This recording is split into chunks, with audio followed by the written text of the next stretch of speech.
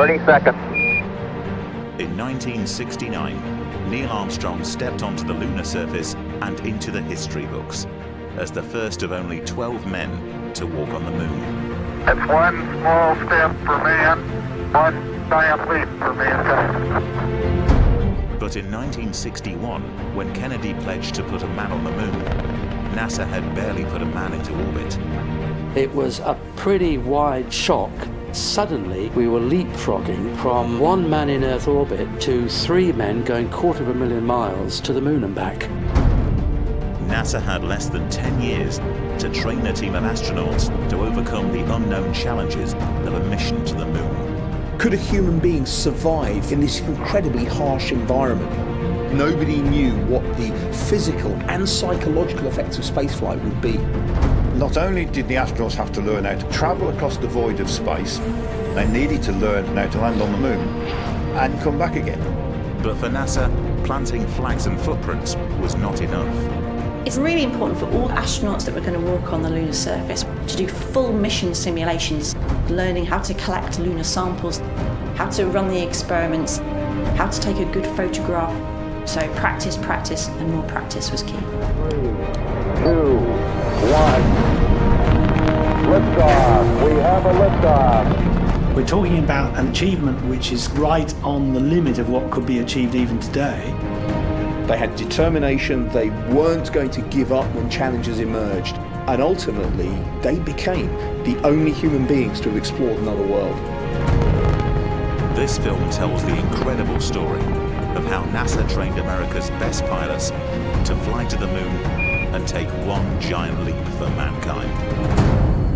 Beautiful view. Magnificent sight out here.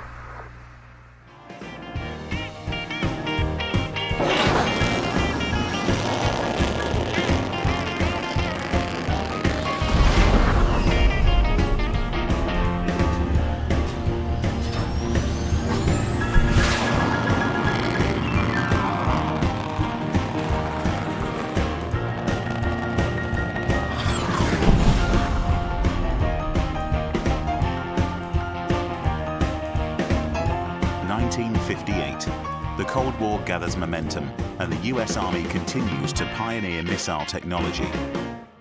But NASA's focus is on a different goal.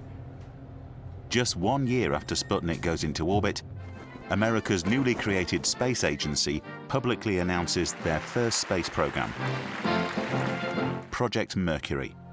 The goal, to put a man into Earth orbit before the Soviets. Mercury was vital in order to demonstrate that Americans could go into space in the technology designed by American aerospace companies. We need to remember that more than 50 years ago, the global landscape was dominated by this geopolitical battle between two competing ideologies. We had the Soviet Union and communism, we had the United States and capitalism, and Mercury was the American program to push the Americans ahead to reach this milestone. The search for astronauts begins. NASA needs pilots capable of meeting the unknown challenges of manned spaceflight, so they turn to America's best. The military had done a lot of testing on high altitude, high risk stratospheric research.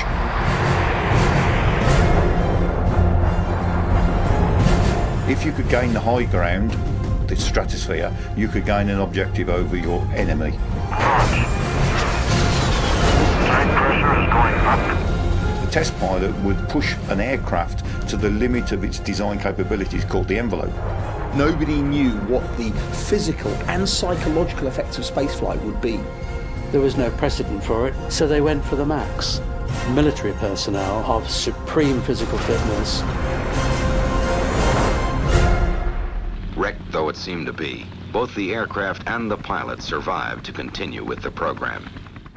So for the first selection of astronauts, what became the Mercury 7 group, they were exclusively drawn from the US test pilot community. Some from the Navy, some from the Air Force, from the Marines, but it was test pilots really being the prime focus for America's first class of astronaut candidates.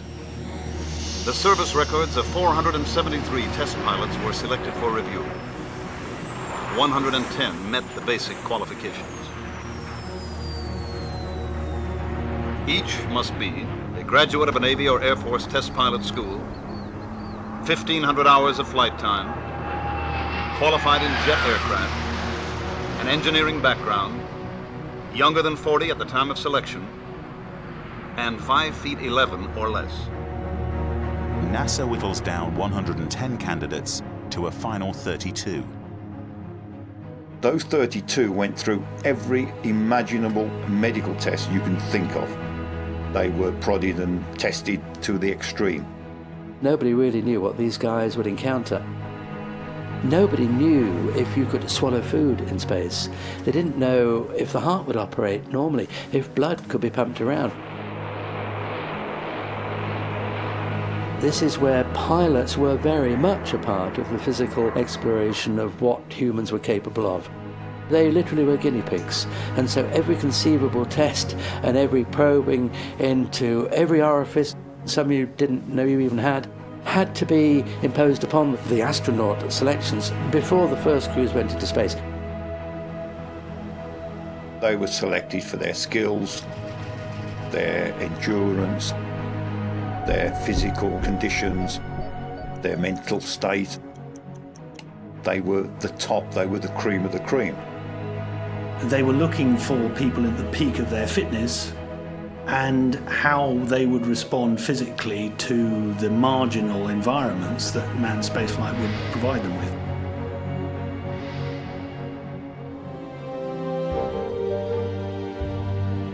On April 10, 1959, NASA announces the names of the men chosen to fly America's first manned space program. Alan Shepard, Gus Grissom, John Glenn, Scott Carpenter, Wally Schirra, Gordon Cooper, and Deke Slayton become known as the Mercury 7. They instantly shoot to fame as national heroes, set to conquer the new frontier of space.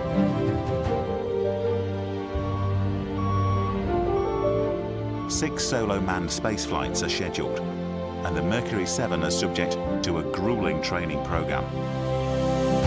Following their selection, the men reported for their training. The academic program includes astronautics.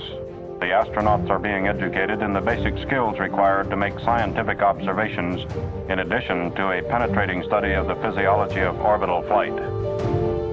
Finally, in May 1961, NASA selects astronaut Alan Shepard to be America's first man in space. The countdown begins at Cape Canaveral, Florida, for one of man's greatest adventures. 7, 6, 5, 3, Clear the launching area.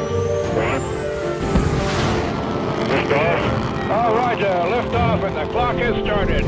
This is Freedom 7, reading you loud and clear. Fuel is go, 4G. 5.5 cabin, oxygen go, all systems are go. What a beautiful view.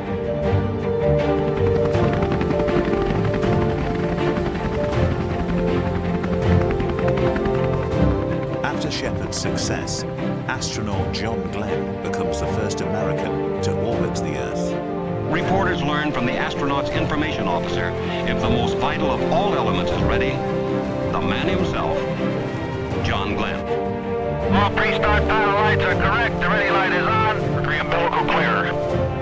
Status check, pressurization. Box tanking, you are go. Water systems, go. Mercury capsule, go. Engine start. Roger, the clock is operating. We're underway. Godspeed, John Glenn. A little bumpy along about here. Roger, 0G, and I feel fine. Capsule is turning around. Oh, that view is tremendous. The achievements of Mercury prove that man could stay in space, survive and come home. The missions were textbook. Everything went according to plan. But Mercury could only stay up for a few hours, really. They couldn't rendezvous and dock with another spacecraft. Spacewalking wasn't possible. It was just a man in a can. So yes, we can do this. What can we do next? The 6 Mercury missions are a resounding success, pioneering procedures in orbital science and training, but America is already looking to the future. Inspired by Mercury's achievements, President Kennedy makes a bold declaration to the world. I believe that this nation should commit itself to achieving the goal, before this decade is out, of landing a man on the moon and returning him safely to the Earth. I think it's difficult now to fully appreciate the impact of President Kennedy's declaration of a national goal of getting an American on the moon and returning them before the decade is out. The space age was barely 4 years old. The Americans were behind the Soviet Union in what they're trying to achieve, and suddenly they're being told that within 10 years they've got to achieve what to many people seemed impossible. It was a pretty wide shock that suddenly we were leapfrogging from 1 man in Earth orbit for no more than a day and a half to 3 men going 250,000 miles on a 2-week mission to the moon and back. That was a pretty hefty shock. There were an awful lot of unknowns that had to be faced, that had to be planned for, and an awful lot of test flying, but in the environment of space, that had to be achieved. What seemed to be pushing the engineering boundaries very quickly became reality in this magical period of space exploration. I look at what was achieved between 1961 and 1970, and I still have this dreamlike sense of disbelief. Not that it happened, but the pace at which people were looking at the challenges and the way in which they were facing those challenges and moving rapidly on to the next step. If NASA is to meet Kennedy's ambitious targets by the end of the decade, they need a more advanced space program that will pave a flight path to the moon. The Apollo program is born. But with spaceflight in its infancy, a mission to the moon presents colossal challenges. Apart from designing and building the new Apollo mission hardware, NASA will require a new breed of astronaut to meet the unprecedented complexity of a lunar mission. Before taking even a single step on the moon's surface, these Apollo astronauts will need to fly with pinpoint precision over 250,000 miles through deep space, execute critical docking and navigation maneuvers, gently touch down at an unfamiliar and hostile landing site before returning safely to the Earth. Quite literally one giant leap for NASA after just 6 solo Earth orbits. To bridge the technological void between Project Mercury and the Apollo program, NASA announces Project Gemini, a more advanced 2-man space program. 10 Gemini flights between 1965 and 1966 will provide the first real steps towards training Apollo astronauts for a moon mission. In the race to the moon, many people overlook Gemini, and yet without the 10 manned Gemini missions, we wouldn't have got to the moon by 1970. Every aspect of the methodology that was needed to get to the moon had to be rehearsed in a low Earth orbit, and those challenges were considerable. Could a human being survive 2 weeks in this microgravity environment? How do you get 2 spacecraft to rendezvous and dock in orbit while they're traveling thousands of miles an hour?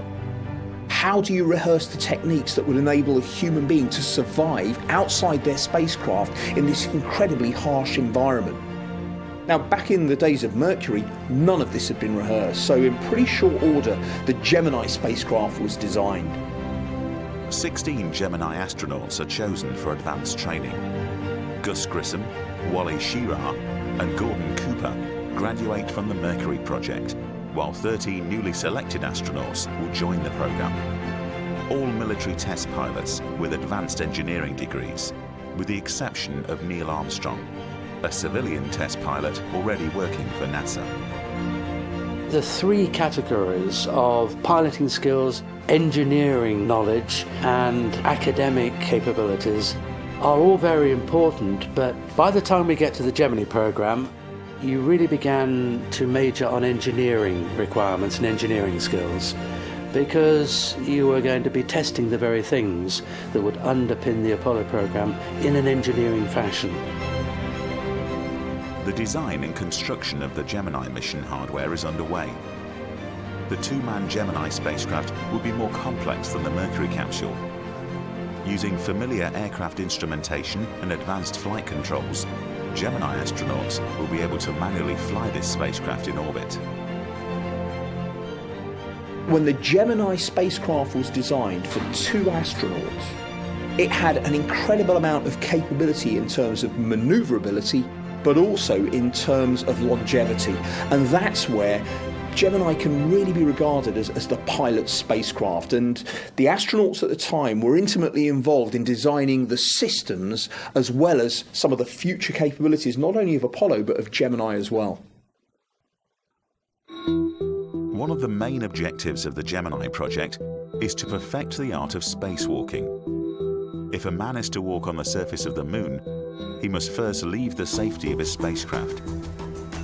Gemini astronauts are the first to train for these specialized spacewalks, known as EVAs, extravehicular activities. Learning to survive and work outside the capsule is NASA's top priority.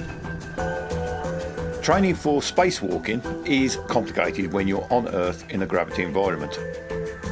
Initially, the astronauts would go through training on what they called air-bearing floors, where they're on a platform that's on a shiny surface, basically a big table, and air is pumped underneath the platform and you glide across the table. Astronauts practice using the handheld maneuvering unit, known as the zip gun, a device that allows an astronaut to fire pressurized oxygen from small jets to control his speed and direction in space. NASA also increases its zero-G training to simulate the weightlessness of space. The best way to practice in zero gravity is in what was known as the Vomit Comet, which was an aeroplane, a KC-135, with all the seats stripped out, and they would perform a parabolic curve. After a pull-up at 2.5 G, a 35-degree climb results in 15 seconds at 0 G. The maneuver ends with a 35-degree dive and pull-out at 10,500 feet. For between 20 and 30 seconds, you can effectively create the weightless condition.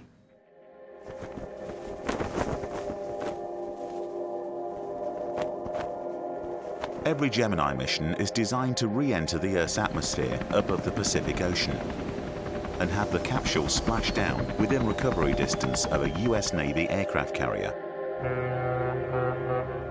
Therefore, proficiency in water survival is essential. Water-based exercises include emergency evacuation of the capsule after splashdown and rehearsing helicopter recovery from the water's surface. Not only did the astronauts have to learn how to fly in space and operate all the equipment, they needed to learn what to do if things went wrong.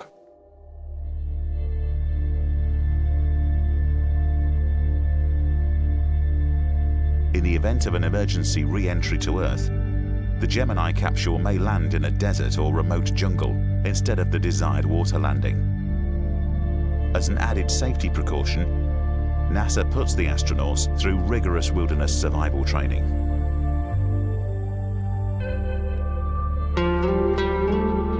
Remembering that these astronauts were also former test pilots and military men who'd gone through survival training, this was just an application of a skill they already had.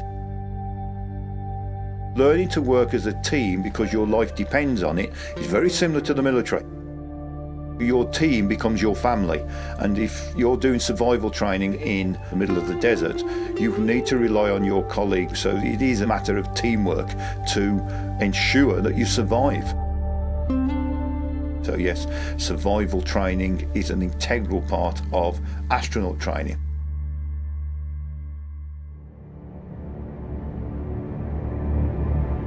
On March 23, 1965, Mercury veteran Gus Grissom and John Young prepare to fly the first two-manned Gemini mission.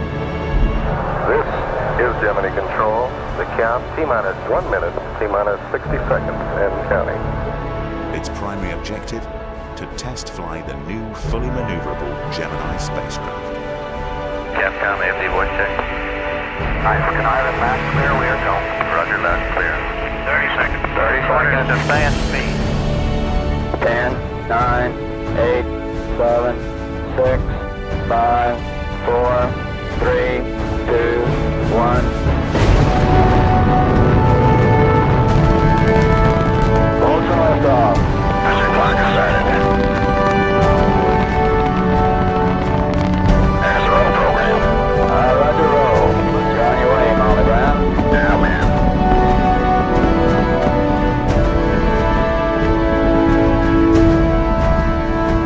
Okay, Molly Brown, go for staging. Roger, looks good from here. Roger. Okay, we're moving right along that horizon. Roger. Looks good, Molly Brown. During their 5-hour mission, they control thrusters to adjust the shape and altitude of their orbit. Gemini 3 is a success and begins the refinement of the flight techniques that will be vital to a lunar mission.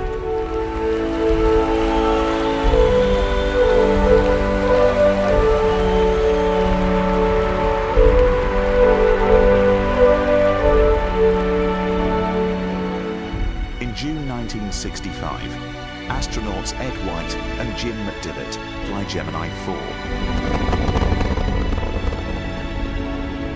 They complete 66 Earth orbits in NASA's first multi-day mission. Astronaut Ed White completes America's first spacewalk.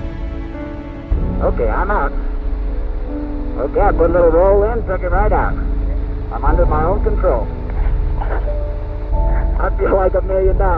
Tethered to the spacecraft, he spacewalks for over 20 minutes. Looks like a thermal glass, Jim. It is, yes. All right.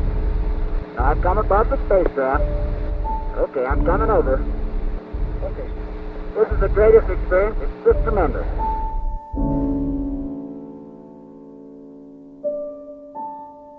Gemini 4's EVA showed that spacesuits work, that human beings can operate in the vacuum. The next challenge was to show whether or not an astronaut can do work, and this is where the difficulties came in. Geminis 9, Gemini 10, Gemini 11, Gemini 12, 4 missions to try to rehearse what's it going to be like to do physical tasks in space. And this environment is unforgiving. Gemini 9. What NASA learns is that doing a spacewalk is hard work.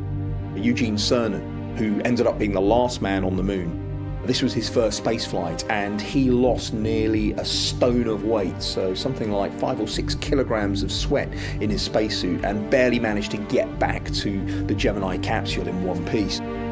Gemini 10, Gemini 11, on those missions, as soon as the astronauts had to perform tasks, their spacesuits were overheating, they were realizing it required an incredible amount of muscular effort, and those challenges were really accumulating. If NASA can't solve these EVA challenges, they will never put a man on the moon. The final Gemini spacewalk falls on the shoulders of rookie astronaut Buzz Aldrin. An experienced scuba diver, Aldrin spearheads a new underwater training program known as neutral buoyancy.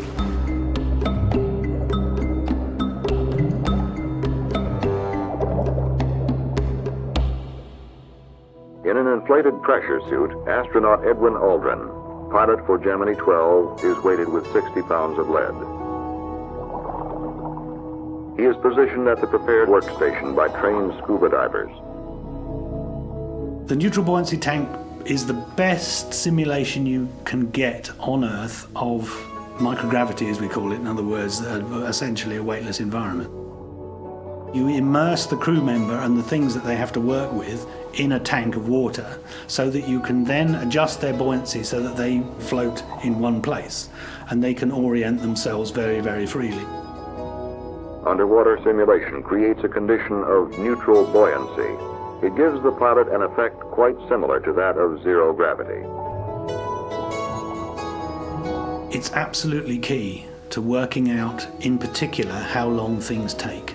and of course how easy things are in weightlessness. The jobs now performed underwater by pilot Aldrin are those which will be done on Gemini 12. A lot of the problems that had manifested themselves previously disappeared. Part of that is testimony to Buzz's capabilities, but a lot of it was also due to what was learnt on those harrowing earlier spacewalks that had happened.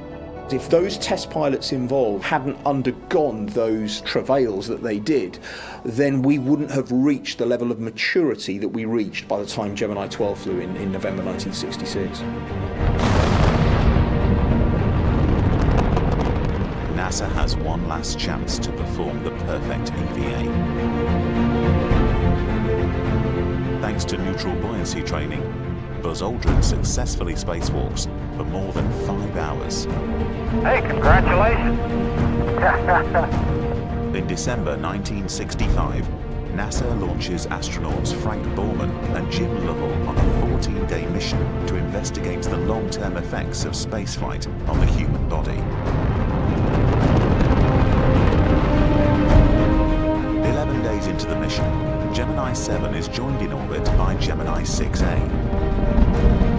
Gemini 7, are you able to see in the windows of 6 very easily? Roger, we're just flying nose to nose, approximately 15 feet apart. Roger. Working together, the 4 astronauts perform the very first manned spacecraft rendezvous. How does it feel for the United States to be the new record holder? At last, huh? Roger. Congratulations. After 2 weeks in space, Borman and Lovell return victoriously to Earth, proving man can survive long-duration spaceflight. The demands of Project Gemini push each 2-man crew to their physical and psychological limit. Gemini emerged in order to tick off the 3 essential boxes for a moon mission. Long-duration flight of up to 14 days, extravehicular activity, EVA, spacewalking, and finally, of course, there was rendezvous and docking, which was essential to come back to the mothership from the surface of the moon. And so without Gemini, we would have had to have put all those things into the Apollo program and been years behind. Of the final 5 Gemini missions, every single crew member went to the moon on Apollo. And it really shows that the people they were picking had the right stuff. They had determination, they weren't going to give up when challenges emerged. And ultimately, they became the only human beings to have explored another world.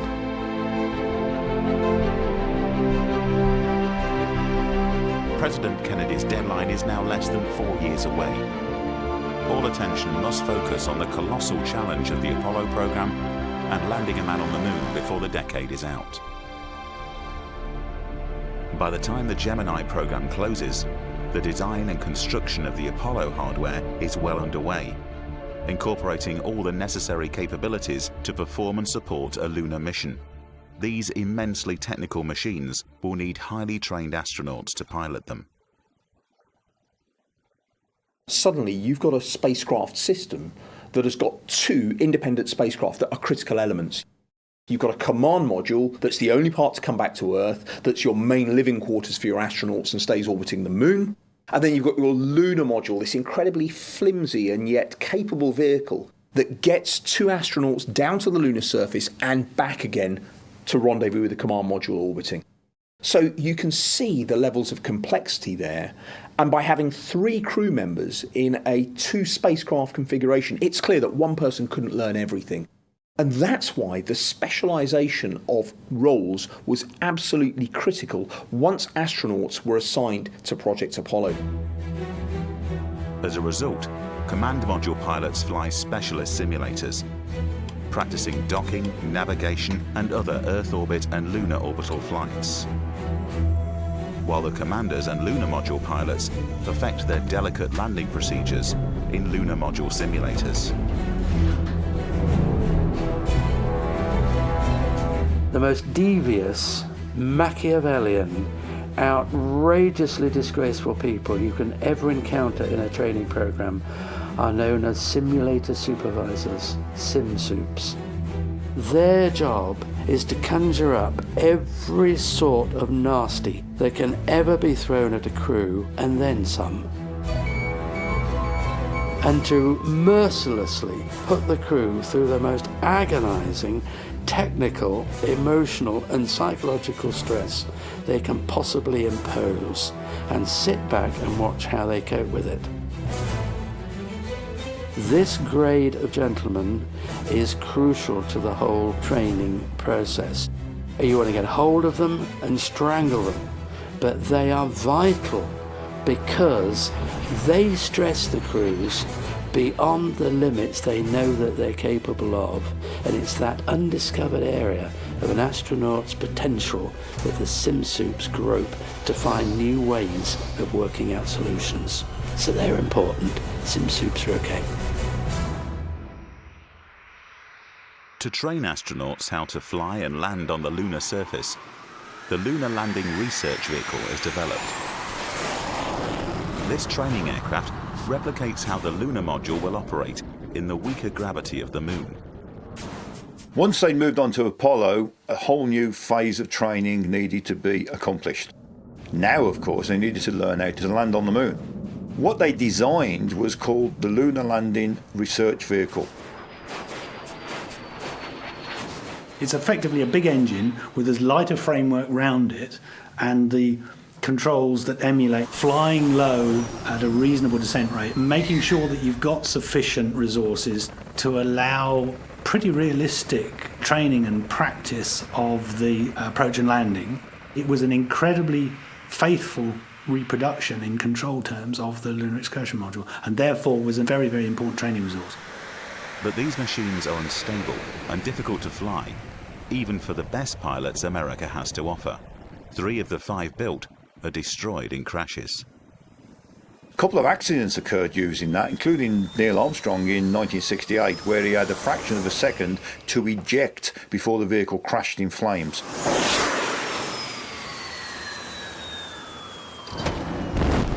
So it's a highly dangerous vehicle, and certainly that training on the Lunar Landing Research Vehicle helped prepare the astronauts who flew the lunar module for landing on the moon.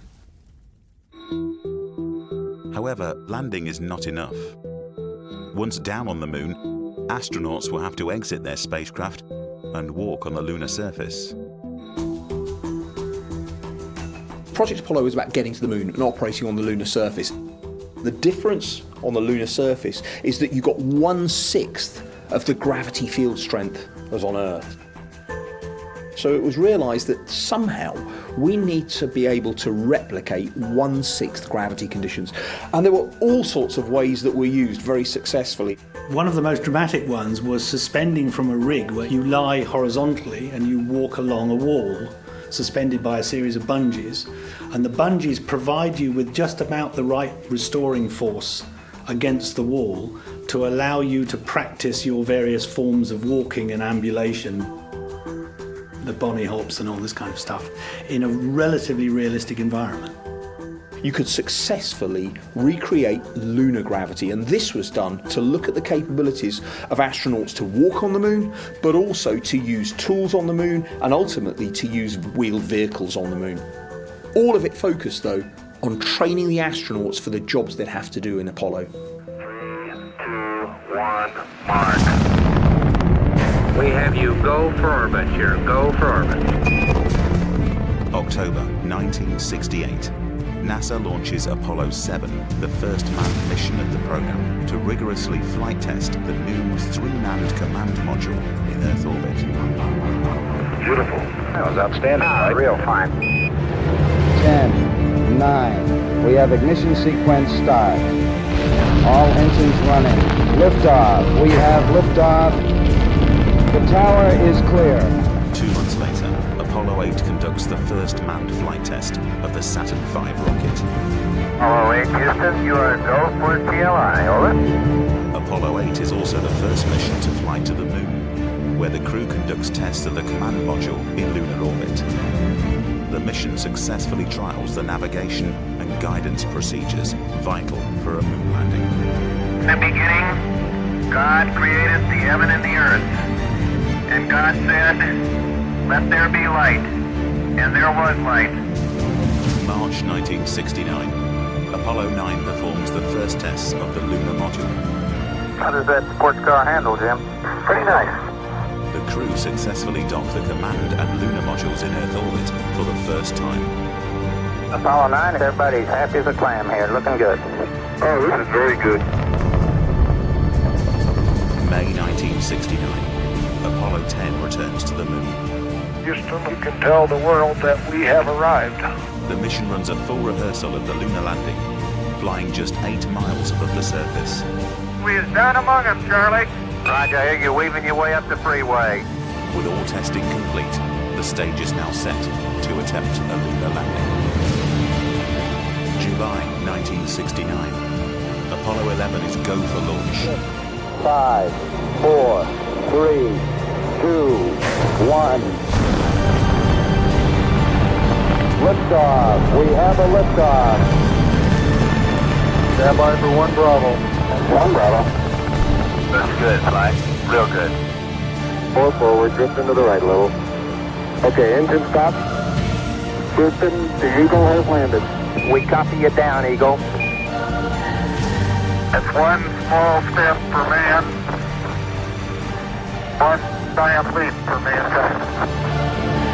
After almost a decade of dedication, NASA has won the race to the moon. And astronauts Neil Armstrong and Buzz Aldrin become the first of only 12 men to walk on the lunar surface. Apollo 11 was a great achievement for NASA because it demonstrated that the mission plan and the way in which the program had laid out all the various steps and the technologies and the hardware did actually work for real. So it was an engineering verification. For the world at large, it opened a whole new chapter of exploring other worlds and of human beings being able to go from the Earth, which had been their home, the womb of humanity, to walk on the surface of another world was a very significant step for humanity at large. Although the space race is politically driven, the scientific benefits of Kennedy's goal are not lost on NASA. If astronauts can survey and sample the lunar surface, mankind's understanding of the moon, the Earth, and the solar system will be greatly enhanced. After the success of Apollo 11, NASA schedules 6 more landing missions. Each mission has its own scientific objectives, and NASA accelerates the scientific training for the astronaut corps. It's really important for all astronauts that were going to walk on the lunar surface, whether they had a test pilot background or a scientific background, to be trained in the art of recognizing different rocks. So they underwent a series of extensive training programs in places like the Grand Canyon. They even went to Iceland and Hawaii to look at lava fields, where they were trained by very eminent geologists on how to recognize different rocks, how to interpret the age relationships between different rocks. They also had a lot of classroom exercises where they looked at rocks under the microscope and in hand specimens. So it was a really valuable experience, and they were trained by some of the best geologists in the world to do that. When the astronauts got to the lunar surface, the first thing they did was to view the whole of the area and to report a local geological description. It's a relatively level plain cratered with a fairly large number of craters of the 5 to 50-foot variety, and literally thousands of little 1- and 2-foot craters around the area. The geological training also prepared them to collect the appropriate types of lunar samples that would present scientists with a wider range as possible about the local geology. It's obviously very cohesive because the bottom of the core is not smooth, it's very jaggedy and fragmental-like. Got it. Okay. What are you working on, Jack? I'm taking a pan. Very good. I'm coming right now. After the Apollo samples were returned to Earth, NASA and the USA decided to share some of that material with the rest of the world so that they could feel that they were part of this great exploration efforts. You know, we went to the moon as one mankind as opposed to one nation, so to speak. We'd like to share a piece of this rock with so many of the countries throughout the world. We hope that this will be a symbol of what our feelings are, what the feelings of the Apollo program are, and a symbol of mankind that we can live in peace and harmony in the future. To maximize the scientific potential of each mission, NASA develops the Apollo Lunar Surface Experiments Package, known as LSEP. Okay, Bob, I've got my tools of the trade right here. These experiment packages were designed by scientists who wanted to address really key and interesting questions about the moon, such as what the lunar interior is like, if it has moonquakes, the interaction between the lunar surface and the surrounding space environment. These were small, lightweight science experiments that were left on the lunar surface by the astronauts to operate over a long period of time after they've returned to Earth. And they were trained to deploy them back on Earth prior to going to the moon. I'm going to go deploy an LSEP. Have at it. First, I got to find an LSEP site. Well, we're off to see the wizard. LSEP is the experiments that keep on giving. In fact, the lunar laser ranging stations are still studied at the present day. So LSEP is an incredibly important part of the Apollo missions. Alongside their scientific and geological training, all Apollo astronauts receive exhaustive photographic instruction. The photography was clearly going to be very, very important on the mission, both to document it, as well as a record of the mission for people back on Earth. Photo documentation for geological purposes, for sample analysis, photographing in situ a rock before you moved it. Then after you lift the sample, you have to photograph and document the place it's come from, so you get a reference. You know, you didn't expect to see anything crawl out from under that rock, but if there was, you wanted a picture of it. Context is everything in geology.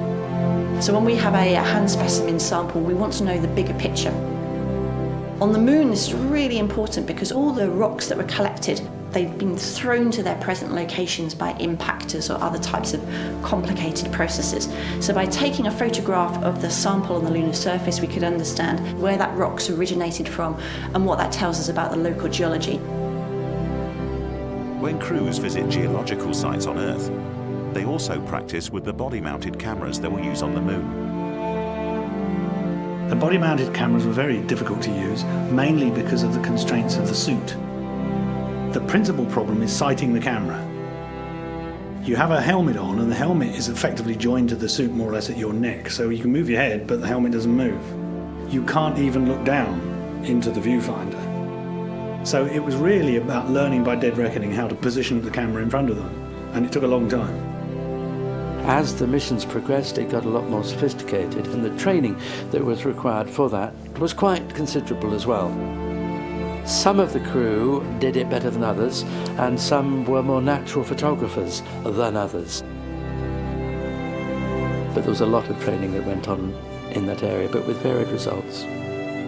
Some of the photographs from Apollo that look back at the Earth were some of the best things that happened on the space program. The legacy created the environment movement. The pale blue dot floating in space turned people's imagination, saying, wow, we need to look after this planet. I think we've seen as much in 10 days as most people see in 10 lifetimes.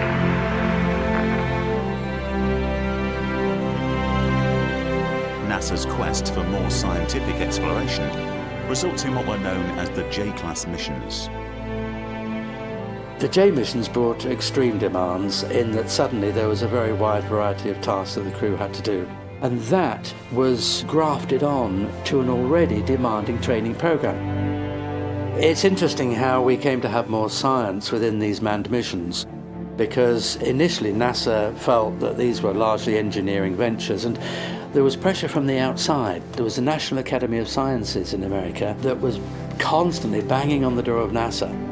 And so NASA, and it has to be said, reluctantly began to recruit scientist astronauts whose primary skills were not in piloting or engineering. And it started with Harrison Schmitt on Apollo 17. And in fact, he was put in and a crew member taken out in order that NASA could say, there you go, we flew a scientist to the moon. And in fact, he was instrumental in discovering the location of some volcanic debris, the famous orange soil. There is orange soil. Well, don't move it till I see it. It's all over. Hey, it is! I can see it from here. It's orange. Fantastic, sports fans. Jack, that is really orange. Having a geologist there really helped for serendipitous discoveries and recognising rock types that maybe some of the other astronauts wouldn't be trained to recognise. Schmidt certainly has left a legacy for the training of scientific astronauts, and as NASA's planning to go back to the moon and to go to asteroids and Mars in the future, I have no doubt the geologists will be part of that exciting experience so that we can maximise the scientific return from these landed exploration missions. In preparation for the last 3 Apollo missions, NASA trains its crews to operate a small 2-man exploration buggy, known as the lunar rover. Man, this is a fun ride. My gosh, this is really something. Man, you are really bouncing. Yahoo! The problems with the early missions, Apollos 11, 12, what was planned to be 13 and ultimately done on Apollo 14, was a pretty limited geological footprint of area that you could explore. Basically, the astronauts were limited by how far they can walk from the lunar module and come back, and that means they're exploring a geologically less diverse area than they could. And so it was realised that having some type of roving vehicle on which the astronauts could traverse a lunar landscape at much higher speeds than they could walk meant that the science yield could be higher. Okay, he's doing 10 clicks. Outstanding. This is really some machine. And as he turns, he skids just like on snow. It's just like driving on snowshoes. By golly. Yeah, I know all about that. I know you do, but us Florida boys don't know much about it. When you look at the amount of lunar surface that was covered, we're talking 15 to 20 miles by the time Apollo 17 had flown. The field work return, the amount of science that's come out, the amount of samples that they took, the amount of documentation that they did was absolutely first rate. And in fact, it just goes to show that Project Apollo proved there is nothing that will compare to having a trained observer, be it on the moon and ultimately be it on Mars.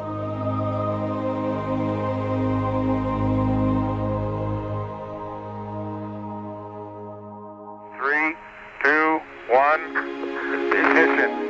Right away, Houston. Take your final look at the valley of Torres Central. As Apollo 17 lifts off the moon's surface on December 14th, 1972, it not only signified the end of the Apollo program, but the greatest chapter in the history of human exploration. When President Kennedy pledged to put a man on the moon, NASA had barely put a man into orbit.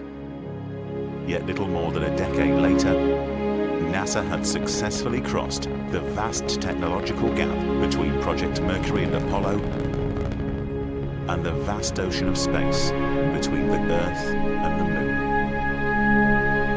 The training in the Apollo program was the pivotal key to being able to move forward to the shuttle program, which is why NASA is so proud to keep as its core all of those lessons over the last 50 years that it has learned. That is the bedrock. It is the structure that is viewed as a template for everything that stems from it. I think the greatest legacy is that there are 2 generations of engineers who draw inspiration from what was achieved. Not just by the astronauts, but by the engineers. We're talking about an achievement which is clearly right on the limit of what could be achieved even today. And it forms an ideal which engineers still strive for. It's a benchmark of achievement. Today we look back and marvel at NASA's technological and scientific achievements of the 1960s. But we should never forget or underestimate the bravery, skill, and dedication of the Apollo astronaut corps. Men with sharp intellect and sharper flying skills who put their lives on the line to answer Kennedy's call. I think many people have contributed to this pinnacle we've reached. Some have contributed more than others, and we know of 14 individuals who contributed all they had. And because of that, why, we left a small memorial on the moon in a small subtle crater. There's a simple plaque with 14 names, and those are the names in alphabetical order of all the astronauts and cosmonauts who have died in the pursuit of exploration of space. Near it is a small figure representing a fallen astronaut. Looking at the Apollo group of astronauts, the stereotype is that it was the right stuff and strap it on and go and to hell with the consequences. But actually, when you look at the very, very broad range of personalities, the one thing they all had in common, and I think this continues to today's astronauts, is an absolute dedication to their task, a real commitment to teamwork, and a realization that what they were doing was just at the sharp end of a pyramid built on the achievements of thousands of others. And I think the legacy of the Apollo experience has provided the perfect template for future crews. Between 1968 and 1972, 24 men flew to the moon and 12 walked upon its surface. When Neil Armstrong took those first historic steps, not only did it represent mankind's ability to overcome any challenge, but it symbolized the courage and determination of a few extraordinary men who were made of the right stuff.